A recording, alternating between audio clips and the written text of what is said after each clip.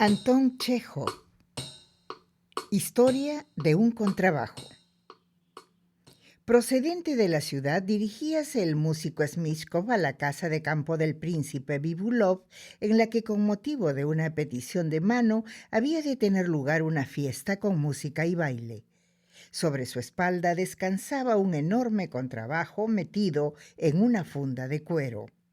Smychkov caminaba por la orilla del río que dejaba fluir sus frescas aguas, si no majestuosamente, al menos de un modo suficientemente poético.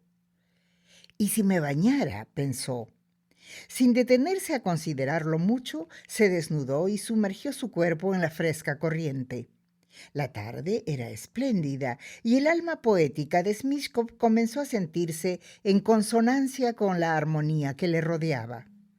Qué dulce sentimiento no invadiría, por tanto, su alma al descubrir, después de dar unas cuantas brazadas hacia un lado, a una linda muchacha que pescaba sentada en la orilla cortada a pico. El músico se sintió de pronto asaltado por un cúmulo de sentimientos diversos: recuerdos de la niñez, tristezas del pasado y amor naciente. Dios mío, y pensar que ya no se creía capaz de amar. Habiendo perdido la fe en la humanidad, su amada mujer se había fugado con su amigo el fagot Sobaquín. En su pecho había quedado un vacío que le había convertido en un misántropo. «¿Qué es la vida?», se preguntaba con frecuencia. «¿Para qué vivimos? La vida es un mito, un ensueño, una prestidigitación». Detenido ante la dormida beldad, no era difícil ver que estaba dormida. De pronto e involuntariamente sintió en su pecho algo semejante al amor. Largo rato permaneció ante ella, devorándola con los ojos. «Basta», pensó, exhalando un profundo suspiro. «Adiós, maravillosa aparición». Llegó la hora de partir para el baile de su excelencia. Después de contemplarla una vez más, y cuando se disponía a volver nadando, por su cabeza pasó rauda una idea. «He de dejarle algo en recuerdo mío», pensó. «Dejaré algo prendido en su caña de pescar. Será una sorpresa que le envía un desconocido». Smychkov nadó suavemente hacia la orilla, cortó un gran ramo de flores silvestres y acuáticas y, después de atarlo con un junco, lo enganchó a la caña. El ramo se hundió hasta el fondo, pero arrastró consigo el lindo flotador. El buen sentido, las leyes de la naturaleza y la posición social de mi héroe exigirían que este relato acabara en este preciso punto. Pero el designio del autor es irreducible. Por causas que no dependen de él, el relato no terminó con la ofrenda del ramo de flores. Pese a la sensatez de su juicio y a la naturaleza de las cosas, el humilde contrabajo estaba llamado a representar un papel importante en la vida de la noble y rica beldad. Al acercarse nadando a la orilla, Smychkov quedó asombrado de no ver sus prendas de vestir. Se las habían robado. Unos malhechores desconocidos le habían despojado de todo mientras él contemplaba a la beldad, dejándole solo el contrabajo y la chistera. «¡Maldición!», exclamó Smychkov. «¡Oh, gentes engendradas por la malicia! No me indigna tanto la pérdida de mi vestimenta, ya que la vestimenta es vanidad, como el verme obligado a ir desnudo, atacando con ello la decencia pública». Y sentándose sobre el estuche del contrabajo, se puso a buscar una solución a su terrible situación. «No puedo presentarme desnudo en casa del príncipe Bibulov», pensaba. «Habrá damas. Y además, los ladrones, al robarme los pantalones, se llevaron al mismo tiempo la colofonia que tenía en el bolsillo». Meditó tan largo rato que llegó a sentir dolor en las sienes. Se acordó de pronto. No lejos de la orilla, entre los arbustos, hay un puentecillo.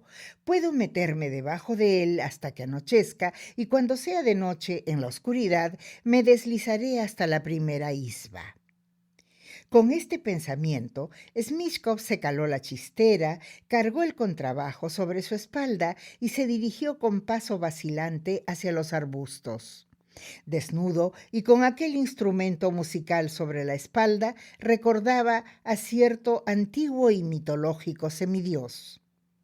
Y ahora, lector mío, mientras mi héroe está sentado bajo el puente lleno de tristeza, volvamos a la joven pescadora. ¿Qué había sido de ésta?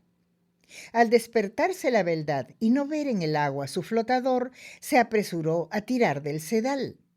Este se atirantó, pero ni el anzuelo ni el flotador salieron a la superficie. Sin duda, el ramo de Smishkov, al llenarse de agua, se había hecho pesado. O bien he pescado un pez muy grande, o el anzuelo se me ha enganchado en algo, pensó la joven. Tiró unas cuantas veces más de la cuerda y al fin decidió que el anzuelo se había efectivamente enganchado en algo. ¡Qué lástima!, pensó. Se pesca también al anochecer. ¿Qué haré? La extravagante joven, sin pensarlo mucho, se quitó la ligera ropa y sumergió el maravilloso cuerpo en el agua hasta la altura de los marmóreos hombros. No era tarea fácil desprender el anzuelo del ramo enredado en el sedal, pero la paciencia y el trabajo dieron su fruto. Poco más o menos un cuarto de hora después, la beldad salía resplandeciente del agua con el anzuelo en la mano. Un destino funesto las echaba, sin embargo. Los mismos granujas que robaron la ropa de Smishkov se habían llevado también la suya, dejándole solo el frasco de los gusanos. ¿Qué hacer?, lloró la joven. ¿Será posible que tenga que marchar de este modo? No, nunca. Antes la muerte. Esperaré a que oscurezca y en la sombra me iré a la casa de la tía Agafia, desde donde mandaré a la mía por un vestido. Mientras tanto, me esconderé debajo del puentecillo. Y mi heroína, escogiendo aquellos sitios por donde la hierba era más alta y agachándose, se dirigió corriendo al puentecillo. Al deslizarse bajo este y ver allí a un hombre desnudo, con artística melena y velludo pecho, la joven lanzó un grito y perdió el sentido. Smishkov también se asustó. Primeramente tomó a la joven por una ondina. Es tal vez una sirena venida para seducirme, pensó, suposición que le halagó, pues siempre había tenido una alta opinión de su exterior. Mas si no es una sirena, sino un ser humano, ¿cómo explicarse esta extraña metamorfosis? ¿Por qué está aquí debajo de este puente? ¿Qué le sucede?, se preguntó. Mientras buscaba una respuesta a estas preguntas, la beldad recobró el sentido. No me mate, dijo en voz baja. Soy la princesa Bibulov. Se lo ruego, le recompensarán con largueza. Estuve dentro del agua desenganchando mi anzuelo y unos ladrones me robaron el vestido nuevo, los zapatos y las demás ropas. Señorita, dijo Smishkov con voz suplicante, a mí también me han robado la ropa, y no solo eso, sino que además, al robarme los pantalones, se llevaron la colofonia que estaba en el bolsillo. Los contrabajos y los trombones son por lo general gente apocada, pero Smishkov constituía una agradable excepción. Señorita, dijo pasados unos instantes, veo que la turba mi aspecto, pero estará usted de acuerdo conmigo en que por las mismas razones suyas me es imposible salir de aquí. Escuche pues lo que he pensado. ¿Aceptaría usted meterse en la caja de mi contrabajo y cubrirse con la tapa? Esto la escondería a mi vista. Diciendo esto, Smishkov sacó el contrabajo del estuche. Por un momento le pareció que al ceder éste profanaba el sagrado arte. Pero su vacilación no duró largo tiempo. La beldad se metió encogiéndose en el estuche y el músico anudó las correas, celebrando mucho que la naturaleza le hubiera obsequiado con tanta inteligencia. Ahora, señorita, no me ve usted. Siga ahí echada y quédese tranquila. Cuando oscurezca, la llevaré a casa de sus padres. El contrabajo volveré a buscarlo más tarde. Una vez anochecido, Smishkov se echó al hombro el estuche que contenía a la beldad y cargado con él se dirigió a la casa de campo de Bibulov. Su plan era el siguiente: pasaría primero por la isba más próxima para procurarse ropa y proseguiría después su camino. No hay mal que por bien no venga, pensaba mientras levantaba el polvo con sus pies desnudos y se doblaba bajo su carga. Seguramente por haber intervenido con tanta eficacia en el destino de la princesa Bibulov, seré generosamente recompensado. ¿Está usted cómoda, señorita?, preguntaba con el tono de un galante caballero que invita a bailar un cuadrille. No se preocupe, tenga la bondad, acomódese en mi estuche como si estuviera en su casa. De repente se le antojó al galante Smishkov que delante de él y ocultas en la sombra iban dos figuras humanas. Mirando con más detenimiento, se convenció de que no se trataba de una ilusión óptica. Dos figuras caminaban en efecto delante de él, llevando unos bultos en la mano. ¿Serán estos los ladrones?, pasó por su cabeza. Parecen llevar algo, con seguridad nuestras ropas.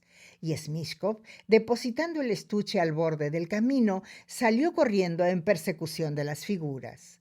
¡Alto!, gritaba. ¡Alto! ¡Cogedlos! Las figuras volvieron la cabeza y al notar que les iban persiguiendo, echaron a correr. Aún durante largo rato escuchó la princesa pasos veloces y el grito de ¡alto! ¡Alto! Por último, todo quedó en silencio. Smishkov estaba entregado a la persecución y seguramente la beldad hubiera permanecido largo tiempo en el campo al borde del camino si no hubiera sido por un feliz juego de azar. Ocurrió en efecto que al mismo tiempo y por el mismo camino se dirigían a la casa de campo de Bibulov los compañeros de Smishkov, el flauta Jushkov y el clarinete Razmajaikin. Al tropezar con el estuche, ambos se miraron asombrados. «El contrabajo», dijo Jushkov. «Vaya, vaya, pero si es el contrabajo de nuestro Smishkov. ¿Cómo ha venido a parar aquí?» «Esto es que a Smishkov le ha ocurrido algo», decidió Razmajaikin. «O que se ha emborrachado y le han robado. Sea como sea, no debemos dejar aquí el contrabajo. Nos lo llevaremos».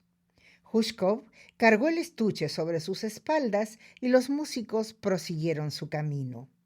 «Diablos, lo que pesa», gruñía el flauta durante el camino. «Por nada del mundo hubiera consentido yo en tocar este monstruo. Uf». Al llegar a la casa de campo del príncipe Bibulov, los músicos dejaron el estuche en el sitio reservado a la orquesta y se fueron al buffet. En aquella hora ya se habían empezado a encender arañas y brazos de luz. El novio, el consejero de corte Laqueich, guapo y simpático funcionario del servicio de comunicaciones, con las manos metidas en los bolsillos, conversaba en el centro de la habitación con el conde Shkalikov. Hablaban de música. En Nápoles, conde, decía Laqueich, conocía a un violinista que hacía verdaderos milagros. No lo creerá usted, pero con un contrabajo de lo más corriente lograba unos trinos, algo fantástico.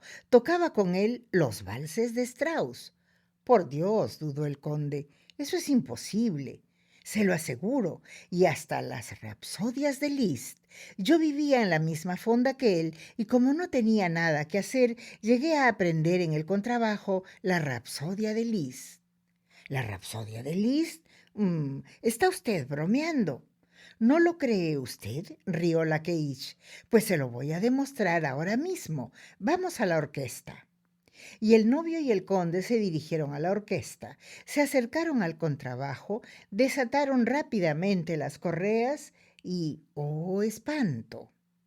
Pero ahora, mientras el lector da libertad a la imaginación y se dibuja el final de aquella discusión musical, volvamos a Smishkov. El pobre músico, no habiendo podido alcanzar a los ladrones, volvió al lugar en que había dejado el estuche, pero ya no estaba allí la preciosa carga. Perdido en suposiciones, pasó y repasó varias veces por aquel paraje y no encontrando el estuche, decidió que había ido a parar a otro camino. Esto es terrible, pensaba mesándose los cabellos y presa de un frío interior. Se asfixiará dentro del estuche. Soy un asesino. Ya había entrado a la medianoche y Smishkov continuaba dando vueltas por el camino buscando el estuche. Por fin volvió a meterse bajo el puentecillo. Seguiré buscando cuando amanezca, decidió.